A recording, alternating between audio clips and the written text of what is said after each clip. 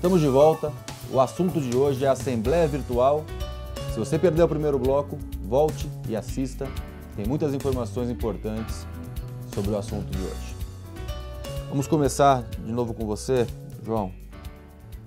Quais são os cuidados principais que devem ser tomados para que essa Assembleia não seja passível de anulação no futuro? Vamos lá. Aquelas regras básicas devem ser observadas. Todos os condôminos devem ser convocados. Convocados na forma e no prazo previstos na convenção. Além do mais, cômputo de votos, algo que, no mais das vezes, é desconsiderado. Diz a lei que será por critério de fração ideal. Então, a fração ideal será a referência para o cômputo de votos. Isso eu também tenho que analisar no momento que eu estiver realizando a Assembleia Virtual. O principal medo é justamente quanto ao uso da plataforma, que ela seja idônea, que ela seja blindada quanto a invasões, hackers, a confusões. Ela tem, como eu disse, que ser idônea. Só lembrando algo que já acontece há algum tempo, a prática de atos processuais por meio eletrônico, porque nós estamos falando de um ato que é jurídico também, só que é de caráter privado. Isso tudo começou no âmbito judicial lá em 2001, quando se aprovou por medida provisória o sistema de chaves no Brasil, né? E a partir daí, em 2006, nós tivemos uma lei sobre o processo eletrônico. Veja que é uma construção gradativa. Lá o sistema deles, não admite outra forma, é mediante o uso do certificado digital. Sim. Coisa que até poderia acontecer no condomínio também, partindo do princípio que todos os condôminos dispõem desse aparato. Nos comerciais é até mais fácil, né? Mas o drama é você justamente trazer toda essa novidade com segurança, seguindo os trâmites legais que não se alteram, não se mudam. Então, uma coisa mínima, só para terminar, a questão do horário. Nas assembleias físicas é muito comum nós encontrarmos por força de convenção as duas chamadas. Na Assembleia Virtual isso não tem lá muito sentido, porque justamente se faz de maneira virtual para se ganhar tempo, para dar maior efetividade, maior praticidade e economia. Doutor Marcelo, acho que o principal ponto, um dos principais pontos seria a questão, até citada aqui pelo doutor João, a questão de você reconhecer através de uma senha, ter uma forma segura de você identificar quem votou, de que forma votou, tendo uma precaução de que todos tenham acesso e que consigam se identificar, porque simplesmente eu posso citar, se eu puder entrar com qualquer nome e colocar, um pode votar pelo outro, alguma coisa nesse sentido. Eu queria que você falasse também um pouco nesse ponto. O ideal, o melhor dos cenários seria a certificação digital, né, já previsto em lei, como mencionado pelo Dr. João. Acontece que nem todos os condôminos têm acesso a um certificado, é um custo a mais. Seria muito difícil obrigar ou fazer com que todos os condôminos obtivessem um certificado. Entendo que o meio seguro é fornecer um usuário e senha para o condômino acessar a plataforma. Através desse usuário e senha, ele fica cadastrado, o apartamento, a unidade, né, e ele consegue votar por lá. Então é uma forma que eu entendo mais prática e mais barata. Doutor, procurações, fugindo um pouco aqui do combinado, te deixando encurralado um pouquinho, como que seria a questão, como que é a questão do uso de procurações numa Assembleia 100% virtual? Nós temos duas possibilidades aí. Há alguns programas que eles justamente possibilitam a participação virtualmente por meio da expedição de algo muito próximo de uma procuração ou procuração propriamente dito, né? Então a pessoa ela confere a procuração para alguém, próprio síndico ou outro condômino, para que o use em nome dele na Assembleia. E nós temos o tradicional uso de procurações, que é um modo de eu me fazer representar por alguém lá no momento da Assembleia. Então é muito comum nós encontrarmos hoje a prática de atos mistos. Sim. Parte dos votantes, dos participantes, estará ali virtualmente e parte, seja por procuração conferida na hora, coisa que o condomínio sequer sabia, vai tomar conhecimento ali na hora com a apresentação da procuração, e parte pessoalmente, né? Então são formas diferentes de se chegar ao mesmo resultado, né? Eu vou até te interromper, e você falou aqui sobre mistos. Isso. A gente tem visto muita questão da Assembleia híbrida, né? Tanto com a Assembleia pessoal, a presencial, e a questão do virtual. Como que você vê isso e se você acha isso mais seguro em questão de possíveis contestações futuras? Você, como não está previsto em legislação, você tem a possibilidade de as pessoas irem fisicamente e aí uma alternativa para a questão virtual também. Com total franqueza, me parece que esse é um assunto ainda verde em construção.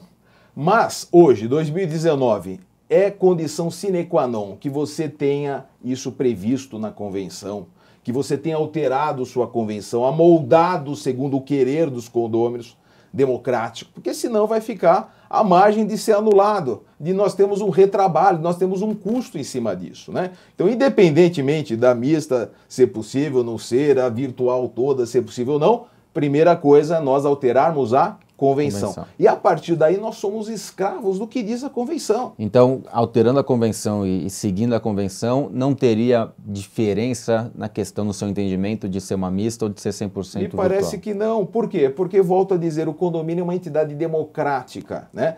Privada. Vale a vontade dos condôminos, que vai se estampar nessas especificidades na convenção. Isso é muito delicado, porque na hora de nós alterarmos a convenção, funciona o bom recorta e cola. Falta muita imaginação, tudo é feito no atropelo, todo mundo pede modelo e a coisa não é feita de uma forma adequada no mais das vezes. Ou é muito vago, né? Ou é dito de maneira específica, mas não é operável.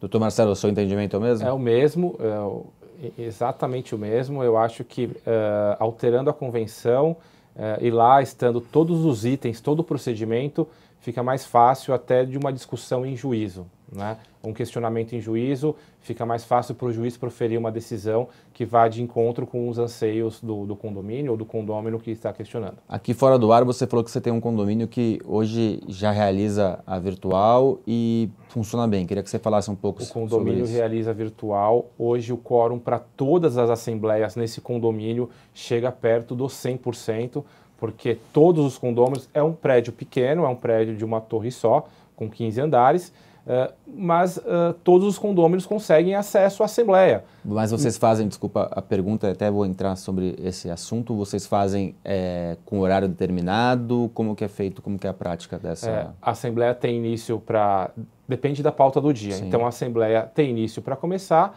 dependendo do assunto a ser discutido, fica em aberto, que é uma possibilidade. Até o dia seguinte ou daqui 2 dias, até todos os condôminos estudarem bem o assunto, se aprofundarem na matéria, analisarem as contas do síndico, analisarem a proposta de um eventual síndico profissional e no final do período deliberado eles encerram a assembleia. Deixa eu puxar aqui, doutor.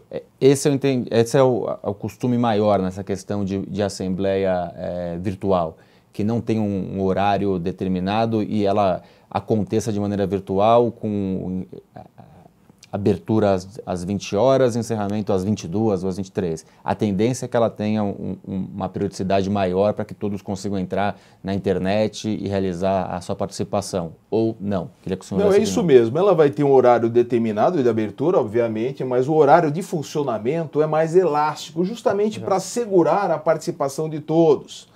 Se eu colocar só no horário comercial, muitos não vão poder acessar, se debruçar, se dedicar. Então ela tem essa característica mesmo. E lembrando, na assembleia tradicional física, nós já tínhamos algo bem próximo, bem parecido, que é a assembleia em sessão permanente. Então você já podia manter a assembleia em sessão aberta, você começa num dia, termina numa outra data, justamente para juntar os 2 dias e alcançar um quórum, alcançar uma participação maior. Então não é uma ocorrência de todo estranha, não é uma novidade, né? Mas é algo que se amolda a esse tipo de realização, de prática. Perfeito. É uma questão que precisa ainda ser muito discutida entre os condôminos daquele condomínio específico. Nós temos um projeto de lei que fala sobre votação eletrônica para condomínios. Então ele não fala sobre a assembleia virtual, ele fala da votação eletrônica e o entendimento é de que ele fala até da questão da assembleia presencial. Então, ele regula essa votação eletrônica, mas ele dá entendimento de que ela deve ocorrer, ou aparentemente dá entendimento de que ela deve ocorrer fisicamente para depois ter a virtual. Seria uma continuidade para que todos possam participar. No entendimento de vocês, começar pelo Dr. Marcelo, o correto seria um projeto de lei que já abordasse de maneira completa e entrasse no mérito da assembleia virtual, assembleia híbrida, votação eletrônica, para que não termos uma mudança na legislação ou um projeto de lei ou determinadas diretrizes vindas do judiciário. As assembleias, assim como a votação, elas deveriam ter regras gerais na legislação, para que os próprios condôminos e condomínios pudessem decidir em suas convenções. Se você estipular muitas regras na legislação, você acaba engessando aquele condomínio que possui um perfil diferente de outro condomínio. Né? Seu entendimento, então, que o correto seria dar uma autonomia maior para a convenção, para que os próprios condôminos decidissem qual é o melhor caminho e não dependência de uma legislação a âmbito nacional, por exemplo. Exatamente. Os condôminos, como bem mencionou o doutor João, é um contrato particular, é uma questão que se decide entre os condôminos. Se eu levar para a legislação, eu acabo engessando o que pode ser decidido futuramente. Doutor? Eu tenho exatamente a mesma opinião. Nós temos que acreditar na boa vontade, inteligência, na vontade democrática dos condôminos. Quanto mais nós fechamos o assunto, tanto mais ele fica dificultado. Nós temos condomínios com os perfis mais diferenciados, em termos de tamanho, em termos de finalidade. Você ter um condomínio em São Paulo é completamente diferente do que ter um condomínio no Nordeste, no Sul. Então, nada melhor que os próprios condôminos, em suas convenções, tratem de dosar essas peculiaridades. Queremos, não queremos? A alteração da convenção é que vai proporcionar essa resposta, né? E eu só queria dar, aproveitando o ensejo, uma mensagem interessante de uma passagem que eu tive na minha vida, de um cliente. Um condomínio que queria afoitamente colocar isso em prática, vamos eliminar a prática real, não vamos perder mais tempo, vamos facilitar aí o acesso à Assembleia. Só que quando eles viram o custo que envolvia ter essa plataforma implementada, segura, idônea, ter uma empresa de TI acompanhando o desenrolar do ato, economicamente isso travou a iniciativa. Então nós nunca podemos esquecer, toda a tecnologia, de maneira mais massiva ou mais simples, tem um custo por trás. Perfeito. Isso tem que ser observado também. Antes de agradecer a participação de vocês, o programa passa muito rápido, eu vou chamar um quadro que chama-se Aplicando Advertência.